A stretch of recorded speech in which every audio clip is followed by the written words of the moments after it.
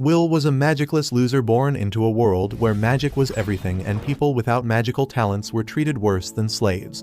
He was always lonely and awkward, but still had a childhood friend who he loved, but she moved on because he didn't have any magical talent. He still enrolls in a prestigious university with the goal of getting his crush back, but gets bullied there as well. Thankfully, he is saved when the headmaster shows him that he is a natural warrior with a sword in his hand, after which he starts honing his skills to become the strongest in the world. He heads off to a high-level dungeon where he engages with giant beasts who shoot magic spells at him, but he dodges them and uses his incredible speed and prowess with his sword to utterly style on the monster and slice it in half with a single slash. The next morning he goes to the classroom extremely tired, where the professor named Edward teaches them about the basics of alchemy and how to produce sulfur, which helps in the creation of explosives. Edward notices Will dozing off in the back, so he calls his name, but unaware about this, Will keeps snoring until Edward shouts his name, which surprises Will as he stands up immediately. Edward calls him out to the front and asks him to demonstrate what they were just talking about, and without any other choice, Will is forced to go in front of the entire class to demonstrate the process. Edward tells him that it's super easy and all he has to do is produce some flames and sulfur will be created. Will shakily takes out the wand from his ass and chants the spell to bring forth flames, but to his dismay, not even a small spark emerges from the wand. All the students start laughing at him as if he was a stand-up comedian, but the teacher tells them to shut up. Edward looks at Will with disgust as he claims that he has no idea how someone like Will can be so good at theory but utterly fail at any kind of practical magic, and wonders how Will even got selected for this academy. Suddenly, a red-haired boy named Sion takes out his wand and confidently points it towards the items on the desk before using his flame magic, completely burning them and creating sulfur, while Will cowers behind the flames. Edward tells them to not do anything without permission, as he immediately creates a huge crystal of sulfur with his magic spell. He tells them that magic is the most important thing in this world, as mages are heroes, and to survive at this academy, the students need to be good at magic, and fools who have no idea of how to control magic should simply leave the academy. After the class was over, Sion and his cronies walk over to Will and embarrass him by saying that he can only kill low-level dungeon monsters, but a classmate and childhood friend of Will's named Cole walks out and tells Sion to leave him alone, as he is much nicer than him and his group. Sion gets a bit flustered, but laughs it off, claiming that kindness and hard work won't get you very far without magic, before walking away with his goons. Cole and Will start walking while she tells him not to worry too much. But Will seems pretty used to this bullying as he looks towards the sky, claiming that it looks beautiful. It turns out that several years ago, the humans were trapped under a layer of darkness and never saw the sky, because they lived in fear of some evil spirits who cast a shadow on the entire world. Thankfully, 5 legendary mages stood up to the evil spirits, and after a huge battle, they managed to push them back and freed the humans from the darkness, showing them what the real sky looked like. These mages were known as Maja Vanders, and that title now passes down to the most powerful mages of this world. She remembers about the promise he made to one of his childhood friends named Elfie, who used to show him storybooks of Maja Vanders, and they made a pact with each other that they will become the Maja Vanders one day. She ended up keeping her end of the deal, as she had incredible talent, and she rose up the ranks quickly to become the youngest Maja Vander in the history and started living up the Divine Tower, while Will turned out to be far below average, barely sticking on to the dream and the promise. Later that day, he goes in to meet Professor Walk, who ends up screaming at him when he gets to know that this Harry Potter knockoff went to level 7 dungeons all alone, and tells him that one day he will get killed. Will falls to the ground and apologizes, but asks whether he will get the credit for it or not. Walk takes a sigh and awards him 2 credits for his troubles. But while Will was busy celebrating, Walk asks him whether he has still not given up on the dream to become a Vander. He claims that to even have a small chance of becoming a Vander, he needs to get admitted in the Upper Institute, and to do that he needs a lot of credits in writing, spell work, and fighting. If he is not able to use any spells, he will never get any credits for spell work, so no matter how many credits he gets in the other 2, he will never qualify. Will claims that no matter what, he is going to try, so Walk tells him that first he will have to graduate, but as far as he knows, he needs 4 more credits by the end of this week. This shocks Will, who immediately starts searching for monsters that can give him 4 credits, when Walk tells him that there is a monster called Baskerville on the 6th floor which hasn't been defeated yet. Will immediately hugs his teacher, but unbeknownst to them, Sion ends up overhearing this and decides to head out to the dungeons himself to kill the monster before Will, so he gets kicked out of the academy for not having enough credits. Later that evening, Will enters the cave alongside his familiar Kiki and tells her to use her nose to find the monster, but Kiki doesn't seem too keen on it, as last time when Will fought a Baskerville, she ended up getting burnt by its breath. On the other side, Sion and his cronies also enter the 6th floor, determined to find the beast before Will, so he gets kicked out. One of his underlings with pink feminist hair asks whether it's a good idea for just 3 mages to enter the 6th floor, but Sion looks at him angrily, claiming that he is one of the best mages in the class and can deal with it. He thinks angry racist thoughts while walking and tells his underlings to use their scan magic to find the location of the beast, when suddenly a huge monster appears and punches the spiky-haired boy so hard that he becomes a pancake on the wall. Sion is beyond shocked, unable to move, while the feminist starts screaming like a bitch in terror. Will overhears the scream and immediately gets up before running with the speed of lightning towards the noise as he gets worried about someone getting hurt. He turns around a corner when he spots Sion on the floor shooting fire blasts at the monster, who doesn't seem bothered by it at all. Will immediately recognizes the monster as the Sentinel, who is an extremely strong monster worth 10 credit scores, but wonders what it's doing on this level dungeon. He realizes that Sion's magic is nothing for the monster, as it completely ignores the flame blasts and keeps moving towards the terrified boy on the floor. He thinks about helping him when suddenly he remembers about all the times this asshat of a person ridiculed him for no reason. This makes him want to shut his eyes and pretend he never saw it. But he suddenly remembers Elfie, who told him that he is the kindest person she knew and gifted him a pair of glasses. This reminds him of who he truly is, and he puts on the glasses, while the monster raises his weapon to finish the cocky brat once and for all. He blocks the monster's attack just in time and forces it away to save Sion's life. While back at the academy, Edward enters Walk's room and tells him to immediately send his familiar into the dungeons, as Sion and his lackeys went inside to the 6th floor without permission. Walk realizes what has happened, but tells Edward not to worry as Will is also on the same floor. Back in the dungeon, Will clashes with the monster again and again, blocking his attack and outmaneuvering him before dealing a swift slash to his arm which slices a finger off. The monster angrily tries to attack, but Will dodges the attack as he moves through the air like an eagle. The monster finally catches Will, but Will manages to block the blow with his sword. He gets blasted back, after which the monster throws rocks at him, which he slashes through effortlessly. He jumps around the monster and manages to land on his back before stabbing him right through the neck. The monster starts flailing while Sion is beyond shocked to see Will's capabilities. Back at the academy, Edward is also shocked at seeing this, while Walk claims that Will is an outcast as he has no magic, but superhuman strength for a mage. He is as hardy as a dwarf, and his brain is so capable that he learns all the attack patterns of any race just by having one look at them. They watch as Will manages to slash off the monster's arm, and then calmly walks towards the giant sword on the ground. As Will picks up the giant sword effortlessly, Walk tells Edward that in a world filled with magic and wizards, Will is the only warrior. The monster shoots an energy beam out of its mouth, but Will manages to block it with the giant sword and slashes it at the monster, who gets sliced into little pieces and falls to the ground, unmoving. Will then walks over and gives Sion his helping hand, who looks still shocked, while Edward can't believe his eyes as he screams at Walk that a person without magic can never surpass a magician and storms off the room, while Walk realizes that Edward is on a large dose of copium right now. He knows that the story of Will is going to become legend as he turns the world upside down by making Wistoria the only place in the world where a wand and a sword meet. That night, Will remembers how when he joined this academy, he was laughed at by everyone for not having any trace of magic, and people always bullied him and called him a loser, claiming that he only got into the academy because he was friends with Elfie the Maja Vander. Those comments hurt him terrible, and he fell into depression when one day the principal of the school called in Will alongside Walk to have a meeting.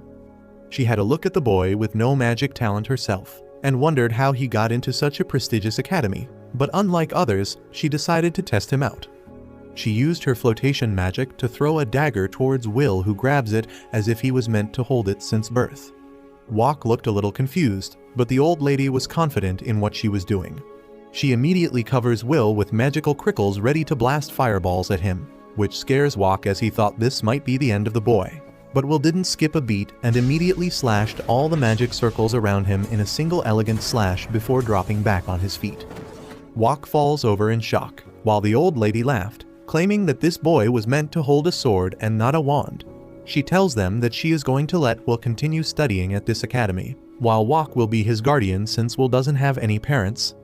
Wok asks her whether it would be safe for a boy with no magic to study at a university filled with mages, but the old lady confidently tells him that Will can manage. Tears start flowing down Will's face as he looks up at the lady and simply asks whether he can ever become strong enough without magic to become a Maja Vander and climb the tower to reunite with Elfie, which brings a smile to the old lady's face. She tells him that if he has unwavering determination to climb to that level and a strong will to fight, there is still a chance for him to make that climb. This fills Will with a new fire and determination to become the strongest in this world. The next morning, he wakes up a little groggy but heads down to his class where Wok explains the workings of the academy. He tells them that to become a Maja Vander, they all first have to qualify to study at the Upper Institute, which opens a path for them to become the strongest mages and rule from the top. To reach the Upper Institute, however, they need to either create a new magic spell, or they need at least 7,200 credits in this academy, which is extremely difficult. He tells everyone that they shouldn't even dream of reaching the Upper Institute since none of them are even getting enough credits to graduate. That day Wok drilled them with supplementary lessons, after which Will was completely spent. He meets up with Call, who asks whether Wok's class was very difficult. Will sighs and claims that he made them repeat several lessons and gave them a bunch of homework, but it was all because they didn't have enough credits. Call claims that she likes Wok as at least he tries to help the students, whereas Ed would have simply left them to fail.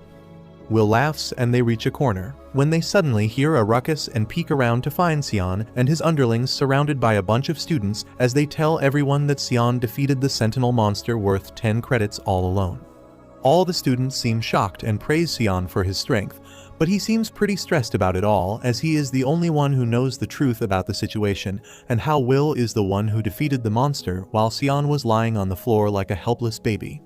Suddenly he spots Will walking past alongside Cole, and this immediately fills him with rage as he shoves everyone out of the way before grabbing Will by the collar and saying that what happened that day can't be true as Will is completely talentless. Cole immediately comes to his defense and tells Sion to let him go. The brat clenches his teeth and takes his hands off of Will before walking away in anger, followed by his cronies. Cole asks whether anything happened between them, but Will lies that nothing happened. Meanwhile, Ed goes into the Grand Master's office and tells her that Will should be immediately kicked out of the school. The Grand Master looks completely relaxed as she asks why does he think that way, but Ed replies that Will is a warrior with no magic abilities and yet is trying to become better than people with magic. He claims that a magic academy is no place for a warrior, but the Grand Master smiles and claims that kicking Will out in his 6th and final year would be very cruel. She takes out a register filled with information about the students and opens Will's page before noting that he has good marks in writing and has been gaining credits consistently even without having magic. She claims that this makes him an incredible student as not only is he keeping up with others, but he is outperforming them even after being at a major disadvantage. She tells him that even if he can't become a Maja Vander, he can easily become a scholar or a healer and help others. Ed claims that if he wanted that then he would have had no problem with Will, but Will wants to become a Maja Vander. The Grand Master thinks for a moment and claims that it can definitely be a problem and tells Ed to design a test for him. She tells him that he knows Will's secret now as well, so she will give him complete control over the place and way he takes his test. If he makes his way through Ed's test, he will stay at this academy, but if he can't then Ed can expel him if he wants. Ed tells her that he is not as lenient as Wagner before walking off with a smile on his face. On the other hand, Will is completely unaware of this plan and keeps going on with his day. Call helps him open his locker as it can only be opened and locked with magic, which he doesn't have. Call spots his sword inside the locker as he can't carry it in school and feels bad for him, but soon they both enter the library. He immediately starts revising the history of magic and also about the other races. Call tells him that he is already the best at writing and shouldn't stress too much, but Will knows that even if he loses a single credit, he will have no chance of qualifying for the Upper Institute. Moreover, he likes reading the story about the war between the dwarves and the humans, as even though the mages were superior both in number and in skills, The warrior dwarves still stood their ground and fought to the bitter end. Before they can talk more, Ed appears behind them like Severus Snape and tells Will to immediately meet up with him in the exam hall alone. Will follows him without a word, and when they reach the spell hall, Ed tells him that he is going to take a test. If Will manages to strike even a single blow on Ed, he will receive 5 credits for spell work. But if he fails, he will be expelled from the academy, as people who can't use magic shouldn't even look at Magia Vanders, let alone try to become one. Will is still shocked, but Ed doesn't wait a single second and conjures all his mana before creating a magic circle right beneath a shocked Will. Back inside the academy, the headmaster calls Walk in and informs him about what is happening. She creates a TV for him where he is shocked to see Will facing off against Ed. He dodges the magic circles beneath him, which explodes, but Ed pursues and keeps shooting exploding magic, while Will barely manages to escape, constantly running away from the mage. Walk tries to speak against it, claiming that it's too cruel and one-sided since Ed is one of the strongest mage in the kingdom and very close to becoming a Magia Vander himself. Ed uses another dark explosion, which Will barely dodges as he breathes hard from all the running, but realizes that he can't stay still. He starts running with all his might once again and circles around Ed before trying to land a spinning kick. But unfortunately, it gets completely blocked by Ed with his magic shield, as he blasts him away. He spits blood from his mouth as he sees Ed through his blurry vision, realizing that he is completely outmatched as both Ed's defense and offense are completely without any holes, and there is no way he can even scratch him. He tries to get up once again, while Ed gets ready to finish the battle, and overlaps the same spell multiple times to create a wall of explosions that Will didn't even know was possible.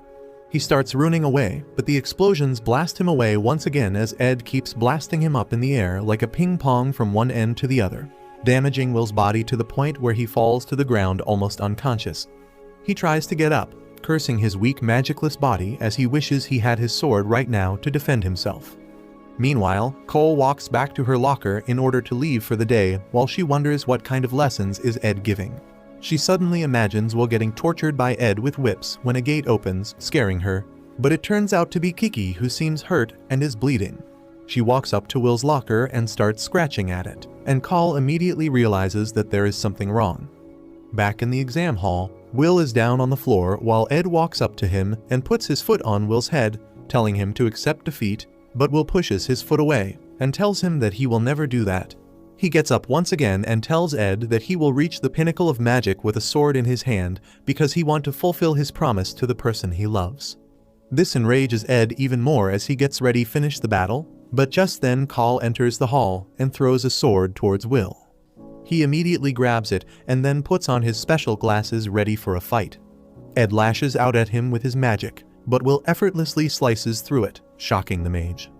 This makes him burst with anger as he prepares to fire a barrage of explosions at Will, who gets scared by his teacher's look. Ed immediately starts blasting, but Will shows his insane speed and dodges the attack while remembering the Dwarf King who lost everyone in the battle and still kept going forward and landed a hit against a Magia Vander. He decides that he will do the same as he jumps up in the air, dodging all the attacks and explodes towards Ed, breaking his barrier with his sword as they both stop at each other's throat. Will breathes hard, with a wand in his face, while Ed is completely shocked as a small cut appears on his face. Angry at his own failure, Ed walks away telling Will that he gained 5 credits, while Will falls onto the ground as Cole picks him up, while he wonders how many more mages will he have to defeat to become the strongest. Will dreams about the day Elfie told him he was the kindest and bravest person she knew, before giving him the special glasses as her parting gift. It was the day she had to go to the tower forever, because she was a Magia Vander already. As she walked away slowly, Will cried out Elfie's name, telling her that he will definitely make it to the tower, even if the entire world tries tearing them apart. He promised her that he would come to her, and then they would see the sunset together, just like they promised each other in childhood. Tears flooded Elfie's eyes as she heard this, and she turns around, wiping her tears and telling Will that she'll be waiting for him. Soon after that, Elfie climbed up the stairs of the tower, and Will was left alone and heartbroken. Professor Werkner tried comforting him, but it had the opposite effect, and Will started crying. However, he promised his professor that this was the last time he was being a pathetic crybaby. Back to the present, Will is working early in the morning, delivering newspapers to the houses in the city. Just as he is done with the work on the street, An old and bulky man named Don greets him and tells him to do his best. Will then hastily climbs a flight of stairs and trips, sending all the newspapers in his bag flying. However, with his lightning-fast reflexes and nimble arms, he grabs all the newspapers in an instant. Unfortunately, one newspaper escaped his grasp, and as Will picks it up, he finds a news article about Elfie, who has just created another type of magic. She has earned the achievement of being the first mage in history to create 12 types of magics. Will is once again full of determination to work hard so that he can stand by her side, when he reads the article further and finds that the Upper Institute has issued an order to the Academy students, and the client of the order is none other than Elfie. Will freaks out on learning this and immediately runs to his dorm, where he asks his roommate Rosti to make a magic device for him. Rosti asks him why is he so excited, and Will tells him about the order Elfie has issued, so he is going to take part in it.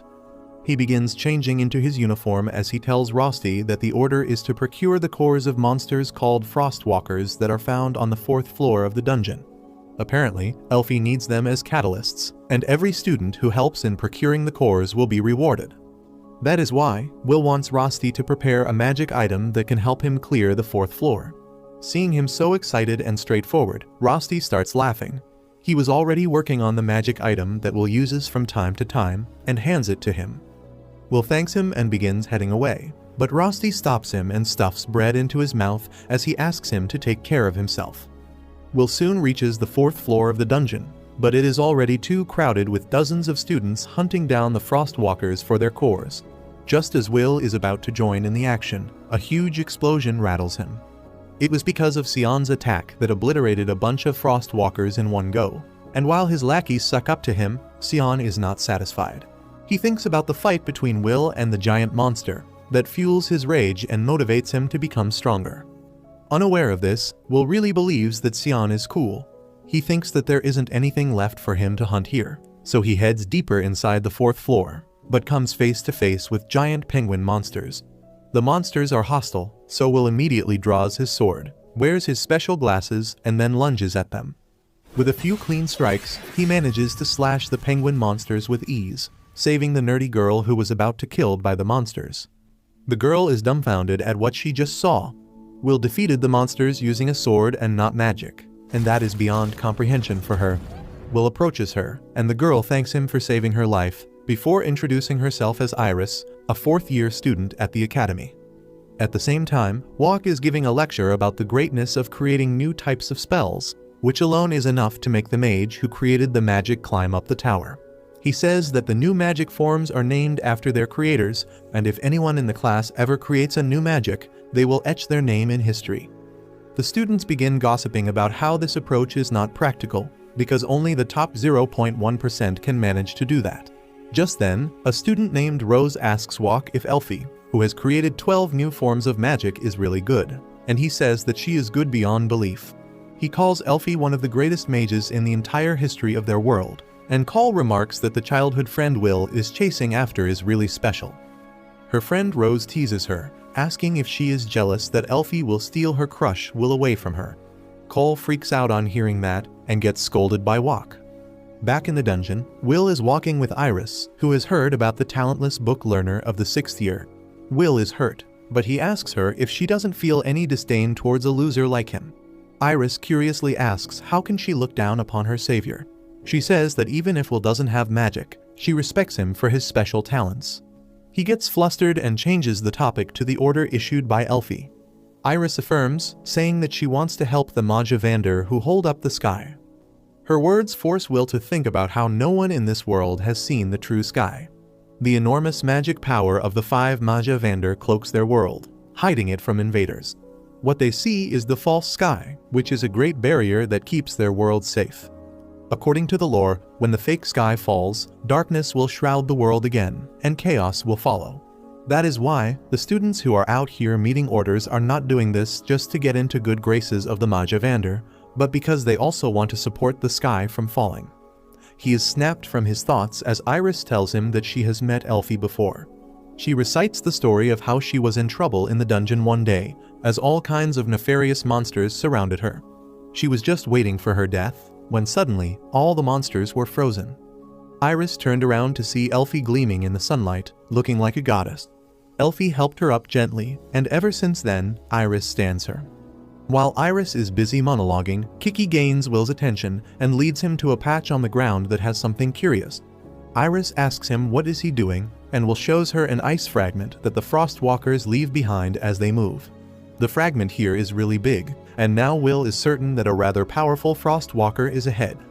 He begins walking towards the cave in front of them, and Iris asks him how can he be so sure because she couldn't find any trace of the Frostwalkers using her search magic. Will tells her that magic is great, but it is not absolute, especially in the dungeon. He tells the girl that on top of this belief, he also has some knowledge and experience. She doesn't understand the significance of those things, but Will is completely alert because he knows what will happen next.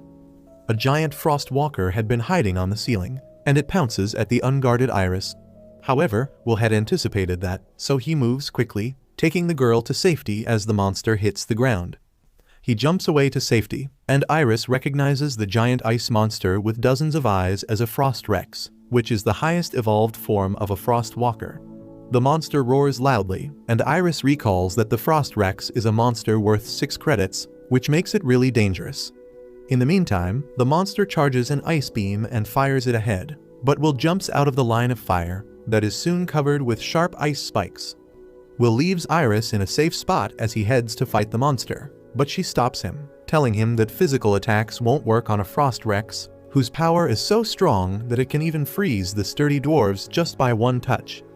However, as Will puts on the magic tool made by Rosti, he tells Iris not to worry, because he has defeated the monster numerous times already. He charges towards the Frost Rex, avoiding its ice beam by jumping up. Will lands on the ground behind the Frost Rex and speeds towards it, sliding underneath it. The monster, unable to find Will, begins shooting the ice beam indiscriminately, forcing Iris and Kiki to run away. Will then encircles the monster while it is distracted looking at the roof and throws the magic tool over it, which gets attached to the monster's side through a hook. After that, Will slides under the monster, tightening a strong rope around it that cracks its skin. He keeps coiling the rope around the monster repeatedly, completely restraining it with the rope. The furious monster keeps on attacking recklessly, and once Will has succeeded in laying out the framework for his final attack, he stands in front of the monster. It uses a cold breath that begins freezing Will's skin, but he knows that his work is almost done. The Frost Rex is weak to fire and explosions, and that is exactly what he is going to use. He creates friction on the magic tool in his hand, sending a swift flame that travels down the rope and ultimately reaches the magic tool, which is a very powerful bomb. The magic tool explodes, shattering the giant monster into bits. As the smoke and steam settles, Will recoils the magic tool Rosti has made for him, and then goes to collect the ice core of the fallen monster. Iris had been watching all this, and on seeing Will defeat the giant monster without magic, her expressions suddenly change. Turns out she was not the naive girl she was pretending to be, but an agent of someone higher up the food chain. She has discovered that the talentless Will is stronger than what she had heard, and wonders how to report this to her superiors. However, as Will tells her that they should head back now, she resumes her act and goes with him. Later, Iris reaches the White Tower and goes to the room on the top, where 4 of the 5 Majavanders are seated on their thrones. They are looking for skilled people who can help their world prepare for the day the sky falls, and Iris works for them. She reports that she saw great talent in the magicless boy called Will, and recommends him to be let into the tower. 2 of the Majavanders are strictly opposed to this, but the white-haired guy named Zio is interested, and Elfie just smiles to herself. Zio is willing to let anyone who is skilled stand by his side, even if it is a dwarf, but the elf girl Elle is not happy to hear that because elves believe dwarves are barbarians. The redhead Carriot stops them from fighting, and says that they don't have to make any decision now, because they can wait to see Will's performance in the grand festival that is going to take place soon. Everyone agrees and leaves one by one, and only Elfie is left in the room. Iris was sent after Will by Elfie herself, and she takes out the giant ice core he sent her as she repeats her promise to wait forever for Will. The day of the great examination has finally arrived at the Magic Academy, and the students are gathered in the hall, prepared to fight for their points. Each student must get at least 7 in 200 credit points to be able to graduate from the school, and the maximum credits one can get is 12,000. However, this is extremely difficult, and only those who are able to reach this high credit score are allowed to compete and train to become Magia Vanders, the highest ranked mages in the world. The exam is being supervised by a professor who has summoned giant metallic golems which the students need to destroy. He watches as the students make their attempt to create the strongest magic spells in order to earn the most credit points. Xian is among the first few students to attack the metallic golems and decides to use a powerful fire spell which spews solar flames at the monsters, causing them to melt and disintegrate without much of a fight. Call is up next, and she first creates enormous boulders in the air. Then, using a special teleportation spell, she allows them to drop into the portals she has created on the floor. She aligns the other magical portals to aim at the metal golems, and as soon as it steps into the center, she fires the boulders at them, successfully demolishing them to the ground. The supervisor announces that she and Xian have passed their minimum requirement and can now graduate. Will steps into the fighting arena next, and the students watch intently to see what he can achieve without any magical abilities. He holds a wand in one hand, which is completely useless to him since he does not have the capability to cast any spells. He runs toward the monster and makes a fist with his hand, preparing to throw a punch at his giant opponent. The students see this and taunt him for his plan, while screaming insults at him. Unfortunately, he gets distracted by this, and in the second that he looks away, the golem whacks him, sending him flying across the floor. He is seen as a book learner with zero street smartness, and is called a loser by his fellow pupils as he lays on the ground barely able to get up. Wignall, the green-haired boy, and Lehana compete next. They are some of the top-ranked students of this batch and have already cleared their minimum required credit points, but are now aiming to reach the 12,000 mark. She is specialized in lightning spells and summons several lightning bolts to hit the golem all at once, causing it to intake too much electricity and finally explode into tiny fragments from the shock overload. Wignall is also extremely trained in electric wind, and using the Zephyros Claw spell he brings about massive wind currents that are charged with electric power. The current wraps around the golem, lifting it up in the air and crushing it completely so that it ceases to exist. Both the students are able to cross the 10,000 credit score mark, placing them at the top of the students. Julius, a student with superior ice-wielding power, steps in next. He walks in with confidence and whips out his wand to cast the spell. He sends ice bullets flying across the room and hits all of the golems. The ice bullets are activated and erupt into giant ice structures, completely freezing out the golems. Not only did he defeat his own golem, but those of others too. Before leaving the hall, he confronts Wignall and Lehana and challenges them to a fight, to prove who is superior. They accept his challenge by destroying the ice rose he creates. Due to his defeat, Will still hasn't reached his minimum target and sulks in a corner. The Grand Magic Festival is nearing, and Call sits with him during lunch to talk about it. It is only held once every 2 years, and during the festival 4 different factions compete against each other. These are the Lightning, Earth, Fire, and Ice factions. The festival allows students from all over to fight and present their skills in the stadium. It is the only time when special recruiters from the faction towers that guard the world come down and watch the students perform. Those who display exceptional quality are directly hired without any other requirements, so Call tries to encourage Will to participate in the competitions so that he has the chance to showcase his unique warrior skills. This might be his only chance to ascend into one of the towers and be reunited with his childhood best friend without completing his credit points. The High Mage, who is the leader of all mages and in control of all factions, also attends the event, and Will should try and impress him for a direct entry into the mages' towers. However, he is still not over his embarrassment from previous competitions where his performance was ridiculed by everyone. To encourage him to participate and show him how high stakes this year's festival will be, Call leads him to a seemingly normal door which hides a secret chamber behind it. She picks up Kiki and commands it to use its powers and break down the magical lock placed on the barrier. Behind the door they find a spiral staircase which leads down to a basement filled with students gambling and placing big bets on the prospective winners of the competitions. The posters of the top performing students are up on the walls. They watch silently and in shock about the secret activities taking place there. When Xian stands near them, worrying about his own performance since there are barely any bets on him. When he sees Will, he becomes violent, but Call puts an immediate stop to it and forces him to back off. His cronies are standing ready behind him, giving him fake praises about his superiority which angers him, and he lashes out at them. When the students downstairs notice him, he runs out of there. After classes, Will heads to Gina's tavern to work. The place is mostly filled with exploited miners and dwarves who are there to drown their sorrows in drinks and food. His roommate, Rosti, has also volunteered to help him out so he can return to practice soon. The dwarves have accepted Will like family, and he respects them a lot, which is why he chose to work in this place. As the crowd at the tavern slows down, the two boys are in the kitchen, clearing up the dishes and putting them back in place. Will bends down to pick up a spoon that had fallen. At that very moment, Julius enters the tavern and looks around in disdain. He calls the place disgusting, and when he sees Will stand up, he mocks both him and his work. One of the dwarves hears him and clenches his fist in anger, while staring angrily at the ice elf. When Julius sees him, he begins to throw insults and makes derogatory comments about the entire dwarf community, calling them low-life losers. The dwarves migrated to this world after their home planet was destroyed by celestial beings. Even though they were allowed to live on this new planet with the elves, they were extremely mistreated and looked down upon. A dwarf was a second-class citizen, and no matter what the elves did or said, they could not raise their hands or fight back, as they would be punished greatly. Julius takes advantage of this as he continues bellowing insults at them and sits down to order food and drinks. The atmosphere of the whole tavern has become hostile, and Will slowly takes off his apron and heads toward their table. He has had enough of their mocking and decides it is time to stand up for his friends. Julius is not intimidated by him at all and lifts his leg to kick the plate of food onto him.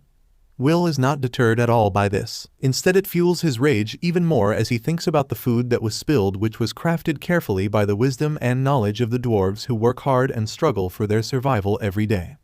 Even though the dwarves are labeled as barbarians, it is elves, especially the ones like Julius, who are worse than beasts as they only care about themselves. The two lackeys of Julius see the anger on his face and get up to prepare for a fight. They underestimate his power since he has no magical abilities and advance toward him. Without even moving from his spot, Will grabs both of them and one swift move slams them onto the ground, rendering them unconscious. Julius is amused as well as irritated by this turn in events and casts an ice spell throughout the tavern. Will is able to break down the icicle and fight back for a while. He dodges the attacks and narrowly escapes the ice as his glasses get knocked off his face. But after a point, the ice has surrounded him from all sides until he is slowly backed into a wall. Rosti and the dwarves are trapped behind ice pillars and are unable to help in any way. They try to climb over to reach him, but with no success. Julius casts another spell which emerges from the floor and forms two big ice structures to pin his arms against the wall. With him unable to move, Julius slowly advances to him and casts an ice rose on his chest to freeze his heart and end him. He looks up at Will and sees the determination in his eyes. Instead of ending his life here, he decides to do it publicly and challenges him to compete against him in the upcoming Grand Magic Festival. Will is able to gather his strength and break out of the ice bonds. His rage is more than ever now, and he accepts the challenge. The day of the Grand Magic Festival finally arrives, and the headmaster signals its start with spectacular fireworks. The scouts from the Magic Tower are also present among the audience so that they do not miss out on recruiting any talented student. For the first event, the competitors race through the sky on their dragons, passing hoops to score points. Lahanna wins the race with ease and sets a new record while doing so. The principal watches it with Iris, the secret agent of the Majavander. Iris takes her leave just as the sky race ends, because now she has to put on the act of being a naive student to cheer on Will. On the other hand, Sion is gearing up for the next competition. Earlier, Call had asked him to join their team, and ever since then, he has been on cloud 9, thinking that Call has finally chosen him over Will. However, when he enters the locker room, he is shocked to see Call standing next to Will. He throws a tantrum demanding Cole to explain what the magic-less loser is doing here, and she tells him that a team must have 21,000 credits to participate in the next event, and he was the only one she could ask to reach that number with her and Will's credits. Sion is not happy and asks well why should he be dragged alongside a loser like him, when suddenly Julius passes behind him. Julius gives Will a nasty smirk, and even without turning back, Sion can tell that the ice user's attention was not on him. This infuriates him even more as he thinks that Will is trying to humiliate him again by becoming the rival of a top talent like Julius. Soon, the main event of the day, Crown Attack, begins, and the elf faction mages combine their powers to transform the entire arena into a replica of the lost world of elves. Once their complex magic is finished, the arena is surrounded by a diverse terrain with volcanoes, marshlands, grasslands, and forests.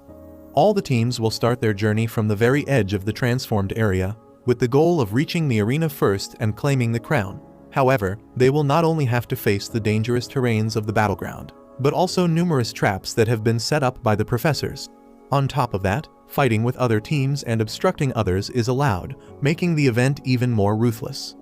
The host hypes up the different teams, especially the teams led by Julius and Wignall, who are considered to be the top contenders. After that, he points towards the team with Will, Call, and Sion, which is the least popular team, and everyone makes fun of Will for trying to participate in the main event. Soon, the teams start heading to their starting points one by one, and Professor Walk is left aghast as he sees Will heading out too. The professor rattles him, asking why is he participating in this dangerous event. Will apologizes, saying that even if he is turned into a laughingstock, he wants to win this event at all costs. He moves away with that, and just as the start of the event is declared, all the contestants rush ahead towards the central arena. They immediately meet the first obstacle in their way in the form of a golem army. Will charges headfirst at the golems, and the audience laughs at him, certain that he will fail. Will simply asks Cole to support him with her earth magic, and she casts a spell to put a metal gauntlet around his arm. With the increased power from the gauntlet, Will punches a golem so hard that it is sent flying and crashes into the drone camera, causing the screens in the arena to explode. No one can believe their eyes as Will keeps on clobbering the golems, and Call tells Sion that as long as Will is using a gauntlet made with magic, they are not breaking any rule of the game. However, all Sion can think about is the time Will saved him from the giant Minotaur monster. The humiliating memories of being saved by someone he always considered inferior are crystal clear in his mind. To overcome the shame he felt that day, Sion had worked hard to grow stronger. But now, he realizes that Will is still miles ahead of him. With that, Will's team clears the first obstacle and heads into the next zone, where a bunch of magic boxes shoot rock bullets at them. Will punches the ground with his magic gauntlet, creating a wall that blocks and deflects the rocks. He then runs ahead, and Call uses another spell to create dozens of swords on the ground. Will picks the swords and throws them at the magic cubes, taking them down one by one with incredible precision and speed. As all the cubes explode mid-air, one rolls down as Will misses his mark. The cube readies a rock bullet, but Will grabs the sword and slashes it down in time, clearing the second trap with ease too. As he runs ahead, the views of the audience change.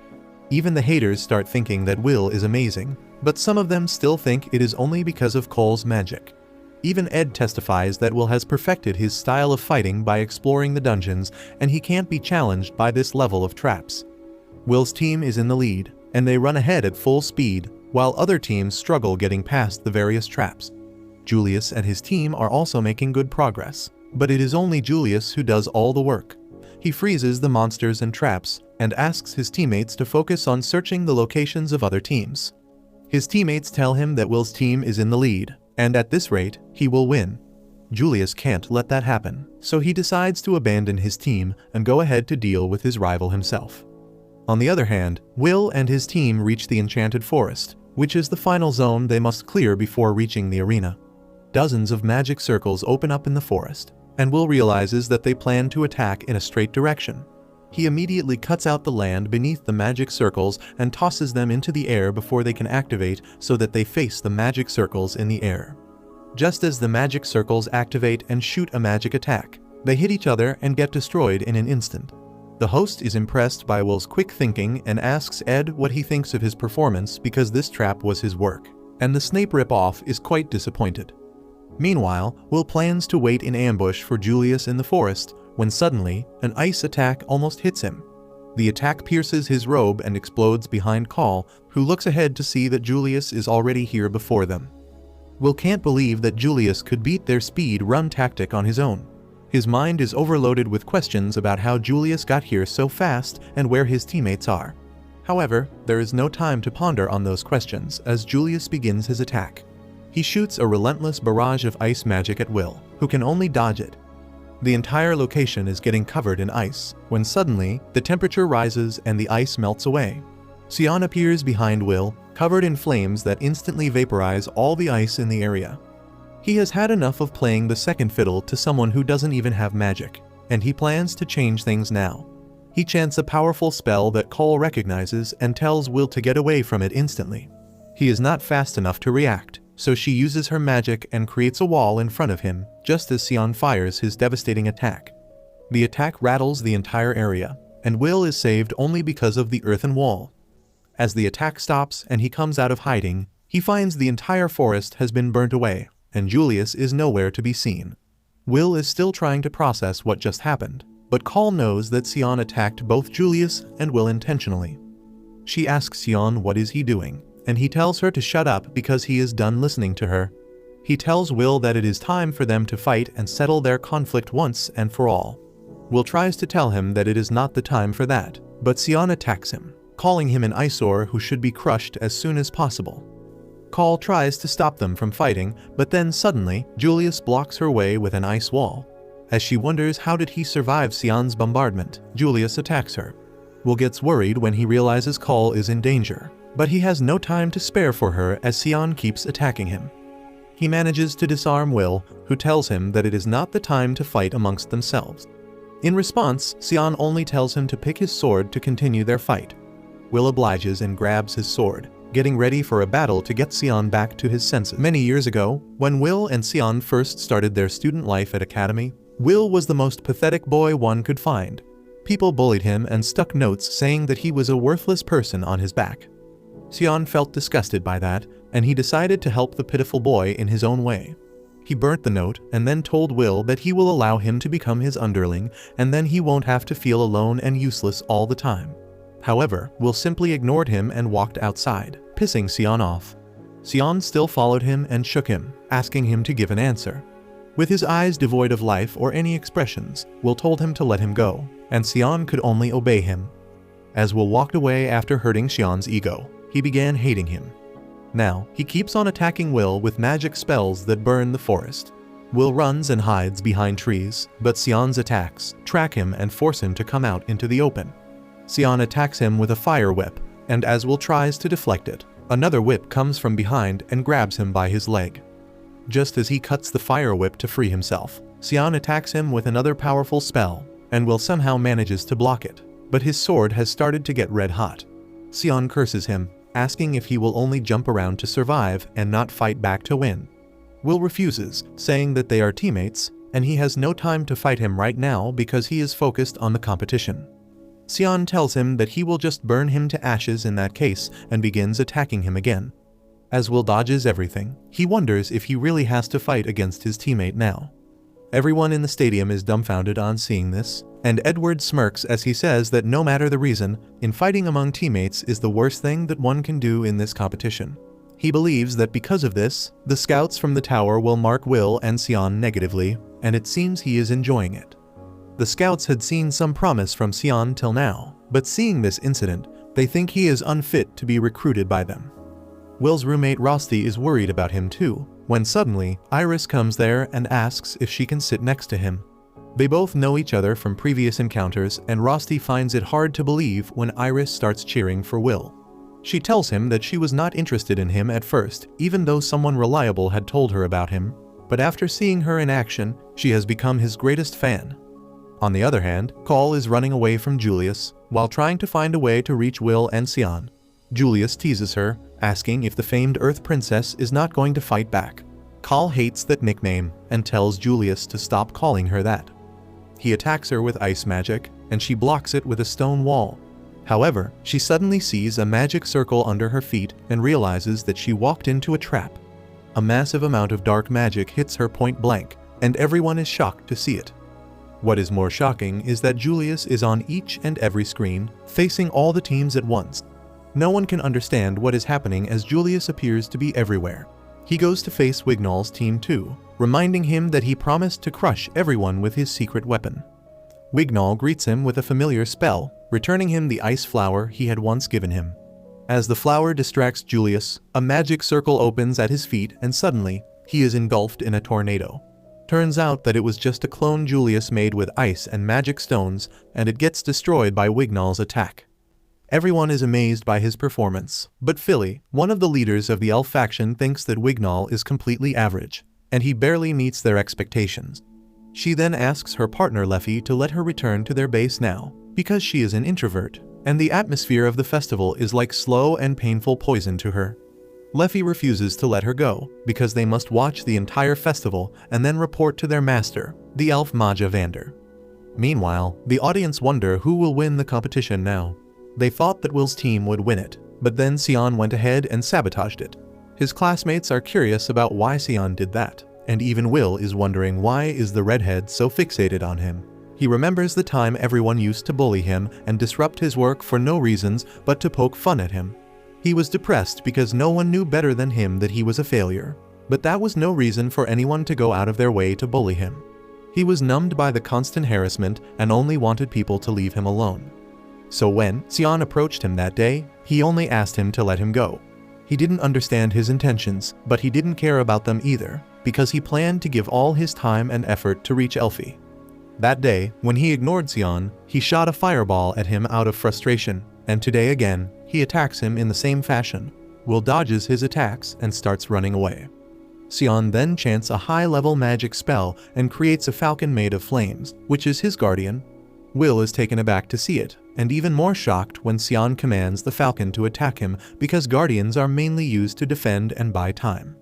He reacts quickly and jumps up by using his sword as a platform, cutting the wing of the flame falcon in the process. He then picks up his sword and rushes towards Sion, thinking it is his chance to end the battle. However, the flame falcon quickly regenerates its lost wing and begins chasing after him. Will realizes that he must destroy its core to stop it, but that seems hard as the guardian shoots fire at him. He dodges that, and then Sion attacks him from the other direction. Will uses his magic gauntlet to block the attack and gets pushed back. He is exhausted now, but Sion doesn't look in any better shape. Everyone, including Ed, is shocked to see Sion's performance, because commanding a guardian with such skill means he is way beyond the level of an ordinary student. Even the scouts of the Fire faction are interested in him, despite the fact that he betrayed his team. According to their data, Sion was weaker than the top 3 of this batch, but his performance today surprised everyone. The scout leader thinks that there must be some reason that caused him to break through his limits, and he decides to inform the flame Maja Vander about it immediately. Back in the battleground, Will is on his knees, and he realizes that Sion has grown stronger. Sion asks him if this is all he has got, because he was much stronger when he fought the giant monster. Will asks him why is he doing all this because they have no reason to fight. Sion snaps and asks if he can really say that after everything that happened between them. He asks Will if he has no anger and hatred inside him even after being bullied by him all these years. Will replies that he is angry and hates him, but right now, they have to defeat Julius. Hearing Julius' name sends Sion off the edge, and he curses Will for paying attention to everything else except him. He tells him to stop ignoring him, and Will suddenly realizes the reason behind Sion's odd behavior. He understands that Sion has acknowledged him, and now he wants to be acknowledged by him too. Will puts his action glasses and takes his stance, determined to respect Sion's feelings by facing him with everything he has got. Sion is pleased that he is taking him seriously and begins chanting his most powerful spell while the flame falcon covers him. Will knows that he can't get through with any half-assed attack, so he decides to watch Sion's spell's timing and then go in for a counterattack. Suddenly, Sion commands his guardian to attack as he shoots dozens of fireballs at once. Will is taken aback to see the scale of the attack, but he has already seen the path of the attacks. He rushes ahead with full speed, dodging the attacks effortlessly. He emerges from the flames and slashes the flame falcon's core before heading to Sion. Sion attacks him with another attack point blank, but before their attacks can connect, a stone wall emerges right between them, stopping them. Will hits his head on the wall, and even Sion falls down as Call makes her appearance and tells them to stop fighting. Her clothes are in rags after her fight with Julius, and she tells the boys that she kicked Julius' ass, but then he suddenly disappeared. Sion is a bit late to react, but he gets flustered as he tells Call that it is indecent for her to walk in clothes like this. Call calls him a misogynistic pig for judging a woman by her clothes, and then reminds him that this is all his fault for stating the fight. She then tells Will to rush ahead because he has a score to settle with Julius while she deals with things here. Sion says that he won't let her get in the way of his fight, But Cole lashes out on him for being selfish and dumb. Suddenly, Will places his robe on her and thanks her, which causes her to turn red with embarrassment. Will picks his sword and runs away, telling Xian that they will continue their fight another time. Meanwhile, Julius and his team are the first ones to enter the stadium. The host thinks that there is no one who can stop them from taking the throne, when suddenly, Will jumps into the stadium at an incredible speed. He lands with a bang right behind Julius and team, leaving everyone speechless. Will looks intently at Julius and challenges him to a fight, and he was just waiting for that too. If you liked this video, make sure to subscribe and check out this brand new anime about a human who hides and becomes the strongest leader of the demon army.